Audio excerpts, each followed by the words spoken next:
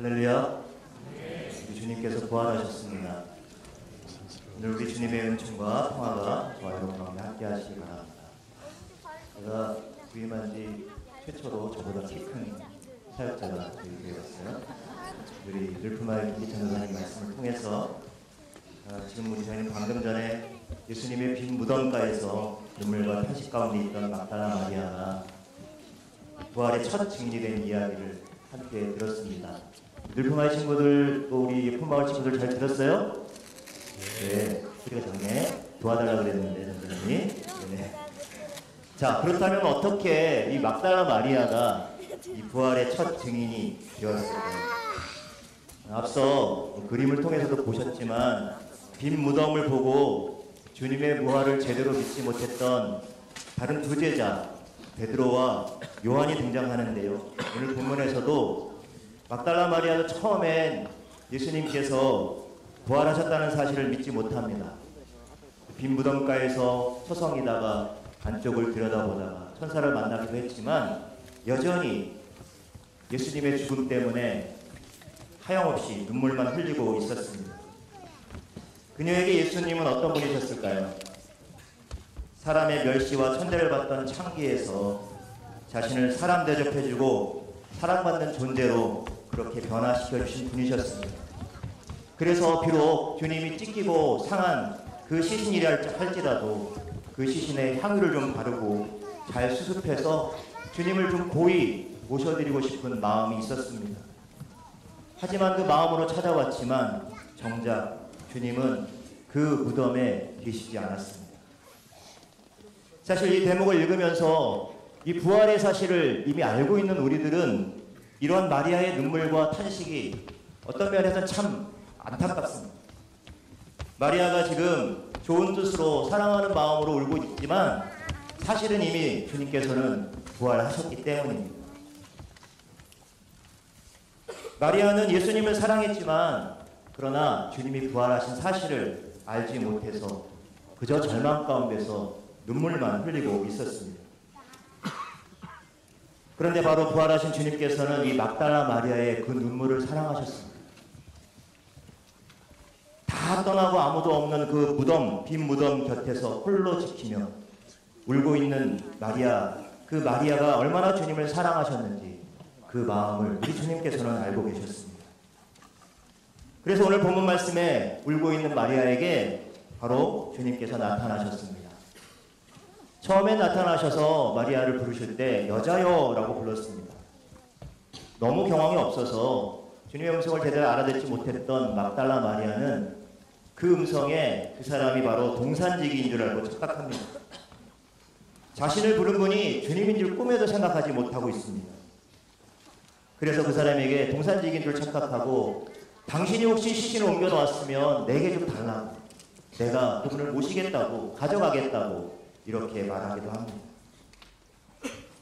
도대체 막달라 마리아는 왜 예수님의 모습을 보고도 예수님을 알아채지 못했을까요? 그것은 아마도 분명히 예수님의 그 십자가의 죽음이 너무 큰 두려움과 절망과 낙심으로 작용해서 도무지 부활하신 주님을 알 수 없도록 이 마리아의 눈과 그리고 마음을 어둡게 했기 때문이었을 것입니다. 마치 엠마오로 가던 두 제자가 그 길 중에 만난 예수님을 알아보지 못했던 것처럼 말이죠. 마리아에게 여자여라고 하는 부르는 음성, 여자여라고 하신 음성은 너무나도 일반적인 호칭이어서 그나마 마리아도 크게 반응하지 않았을 수도 있습니다. 그런데 바로 이제 두 번째 예수님께서 마리아를 부르셨던 그 두 번째 음성은 달랐습니다. 마리아야, 마리아야 라고 부르시는 이 예수님의 음성에 마리아는 비로소 그 목소리의 주인공이 누구인지 알게 됩니다. 그리고 주님을 향해서 몸을 돌이켜서 평소에 부르던 그 호칭대로 라보니, 선생님 하고 반응을 합니다. 여러분, 이러한 마리아의 반응은 양들이 자기 목자의 음성을 알아듣는다는 요한복음 10장 3절의 말씀을 배경으로 하고 있습니다. 생각해 보십시오, 여러분. 수많은 사람들이 마리아를 불렀을 거예요. 그녀에게 마리아야 라고 하는 그 부름은 자신의 욕정을 채우기 위한 욕망의 눈으로 이글거리는 남성들의 그러한 호칭이었을 수도 있겠고, 천대받는 사람들 멸시하는 그런 호칭일 수 있었습니다. 그러나 예수님은 달랐습니다. 예수님이 마리아를 부를 때 그 음성은 마리아의 모든 것을 잘 아시면서도 그녀를 있는 그대로 사랑해 주시는 선한 목자의 음성이셨습니다. 막달라 마리아가 귀신 들렸을 때 그가 겪었던 고통을 아시고 그의 외로움과 수치와 눈물과 원망과 그의 간절한 소원을 우리 주님께서는 다 알고 계셨습니다. 그런 막달라 마리아를 고쳐주시고 그에게 자유를 허락하신 분이 바로 예수님이셨습니다. 마리아야 라고 부르시는 주님의 음성에 순식간에 그녀 안에 있던 모든 두려움과 절망은 사라지고 대신에 기쁨과 환희로 가득 차게 되었습니다. 사랑하는 성도 여러분, 바로 저와 여러분은 선한 목자 되신 주님의 양들인 줄로 믿습니다. 부활하신 주님은 지금도 우리들의 이름을 부르고 계십니다. 우리의 기쁨과 즐거움도, 슬픔과 아픔도, 분노와 미움도 너무 잘 아십니다. 저와 여러분, 우리들의 모든 형편과 처지는 이미 다 주님께서 알고 계십니다. 그러므로 우리 이름을 부르시는 이 부활하신 주님의 음성에 우리가 민감해져야 할 것입니다. 그때 막달라 마리아가 눈물을 그치고 그 삶이 기쁨과 환희로 채워졌던 것처럼 우리를 부르시는 주님의 음성이 우리들을 일어나게 하고 어두웠던 눈을 뜨게 하고 우리를 다시 살아나게 하는 줄로 믿습니다. 그런데요, 때로는 우리 주님의 음성이 우리를 당황스럽게 할 때도 있습니다. 마리아라고 하는 음성을 들었을 때 분명 마리아는 눈물을 그치고 그녀 안에는 기쁨과 감사와 감격이 넘쳐났음은 분명합니다. 부활하신 주님을 알아본 이 마리아가 너무나도 기쁘고 너무나도 감격스럽고 반가운 마음에 주님을 라보니 선생님 하고 그렇게 외치면서 주님께 다가갔습니다. 아마 그 행간에는 너무 감격스러워서 주님의 발목을 바다리 엎드려 발목을 잡고 주님을 너무 기쁘게 맞이하고 있었을지도 모릅니다. 그런데 여러분, 오늘 17절 말씀을 보니까 주님은 나를 붙들지 말라고 냉정하게 이렇게 말씀하고 있습니다. 요새 말로 여러분 태세전환이라는 거 아시죠? 갑자기 예수님께서 태세전환을 하실 것 같아요. 마리아라 라고 부른 다음에 왜 지금 나를 붙들지 말라, 너무 반가워서 붙들고 있는 마리아를 붙들지 말라고, 나에게 손대지 말라고 너무 냉정한 그런 말씀을 하고 계십니다. 예수님께서는 왜 이런 말씀을 하고 계실까요?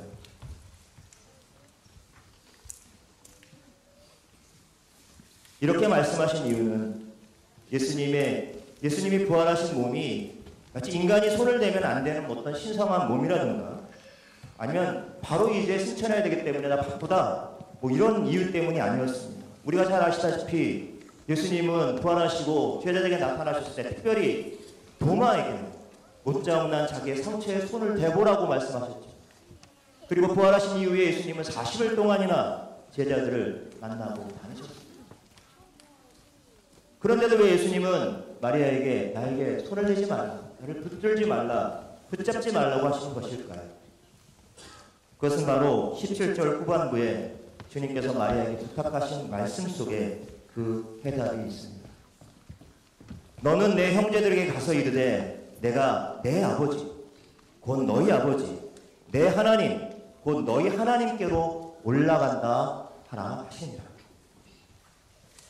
여러분, 이 말씀 속에 마리아를 통해서 마리아를 제자들에게 보내고 있는데 이 말씀 속에 보면 이 제자들을 어떻게 표현하냐면 형제들이라고 표현하고 있습니다. 처음으로 주님은 제자들을 형제들이라고 표현하고 있습니다. 여러분, 이것이 바로 부활이 가져다준, 예수 그리스도의 부활이 가져다준 새로운 관계일 것입니다. 지난주 종려주일 말씀 속에 보소서 아들이니이다 보라 어머니라, 주님의 십자가 아래서 어머니 마리아와 제자 요한을 새로운 가족으로 묶어주셨던 것처럼 오늘 이 주님의 부활 사건은 아버지 되신 하나님의 아들로서 제자들을 부르고 계신 것입니다. 한 아버지 밑에서 예수님의 동생과 예수님의 형제가 되는 것입니다. 이것은 바로 오늘 저와 여러분도 마찬가지죠.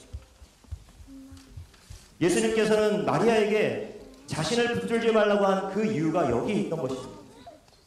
예수님께서 가셔야 할 길이 있고 이제 바로 막달라 마리아가 가야 할 길이 있다. 내가 갈 길과 내가 갈 길이 다르다라고 말씀하신 것과 같습니다. 예수님께서 가실 길은 이제 아버지이신 하나님의 품에 올라가는 것이고, 그리고 막달라 마리아가 갈 길은 지금도 부활의 소식을 알지 못한 채 숨죽이고 있는 제자들에게 달려가 이 부활의 소식을 증거하고 전하는 것이었습니다. 한마디로 말씀드리면 증인이 되는 것이죠. 죽었던 예수님이 사셨다는 이 사실에 마리아를 눈물과 탄식을 그치게 하고, 그리고 기쁨의 환희를 선물했지만, 그러나 그 사실에 붙들리지 말고 마리아에게 가서 전하라 라고 말씀하셨습니다. 여러분, 무엇을 전하라는 말씀일까요? 그것은 바로 예수님께서 십자가에서 부활하셨다는 사실, 철옹성과 같았던 죽음의 권세가 이제 무너졌다는 사실, 죽음이 지고 생명이 이겼다, 미움이 지고 사랑이 이겼다는 말씀, 대접받고자 하는 마음이 지고 섬기려는 마음이 이겼다는 그러한 사실입니다. 무엇보다도 예수님께서 부활하심으로 예수님의 아버지신 하나님이 우리 아버지가 되셨다는 사실, 이 사실을 제자들에게, 형제들에게 전하라는 말씀이었습니다. 부활하신 주님으로 인해 우리는 더 이상 죽음이 우리를 괴롭힐 수 없습니다. 우리는 아버지의 사랑 안에 존재하는 사람들이기 때문입니다. 이렇게 부활하신 주님을 만난 막달라 마리아는 주님의 말씀을 듣고 이제 제자들을 향해 나아가죠. 18절 말씀입니다. 막달라 마리아가 가서 제자들에게 내가 주를 보았다 하고 주께서 자기에게 이렇게 말씀하셨다 이르니라. 아멘. 부활하신 예수님은 빈 무덤 밖에서 그저 무기력하게 눈물만 흘리던 이 막달라 마리아에게 찾아와 주셨습니다. 그리고 이 마리아를 마리아라라고 이름을 불러주시고 마리아의 눈물과 탄식을 기쁨과 환희로 바꾸어 주셨습니다. 이제 그 놀라운 경험을 마리아 그 자기 안에 가두지 않고 달려가 이제 제자들에게 소리쳤던 것이죠. 내가 주를 보았다. 주께서 이렇게 말씀하셨다. 성도 여러분, 오늘도 제자들처럼 부활하신 주님의 음성을 듣지 못하고 이 땅에 눈물과 탄식 가운데 살아가는 이들이 여전히 많이 있습니다. 여러분, 이제 우리가 해야 할 일은 그 눈물과 탄식을 거두고 이 땅을, 이 세상을 새롭게 하시려는 예수님의 그 꿈에 함께 동참하는 것입니다. 우리가 지금 이 부활을 기뻐할 수 있는 것은 그냥 부활이 가져다주는 그 기쁨과 환희에 머물러 있을 것이 아니라 지금도 울고 있는 이들에게 다가가고 그들의 곁에 머물고 그들의 가슴에 부활의 소망을 불어넣는 일일 것입니다. 부활의 주님께서는 지금도 저와 여러분 우리의 이름을 부르고 계십니다. 그 부름에 응답하여 내가 주를 보았다 세상에 외치는 부활의 증인으로 살아가는 저와 여러분들이 되시기를 간절히 축원합니다. 기도하겠습니다. 사망 권세 이기시고 부활하신 주님의 은혜에 감사합니다. 우리로 하여금 이 부활의 산 소망으로 가득 찬 삶을 살아가게 하여 주시옵소서. 주님께서 죽음이 전부인 듯 보이는 캄캄한 현실 속에 울고 있던 막달라 마리아에게 찾아오셔서 그의 이름을 불러주시고 부활의 증인으로 살게 하신 것처럼 우리들도 이 땅 가운데 살아가면서 아무리 힘들고 어려운 상황 속에서도 굴하지 않게 하시고 복음의 삶을 온전히 살게 하여 주시옵소서. 또한 우리의 삶의 주변을 돌아보며 여전히 눈물과 탄식 가운데 있는 그 가운데 살아가고 있는 이들에게 찾아가 내가 주를 보았다. 우리들의 모습을 보고 주님을 알 수 있도록 그 부활의 산 증인으로 살아가서 그들을 일으켜내는 그리고 살리는 성도와 교회가 되게 하여 주시옵소서. 감사드리며 예수님의 이름으로 기도드립니다.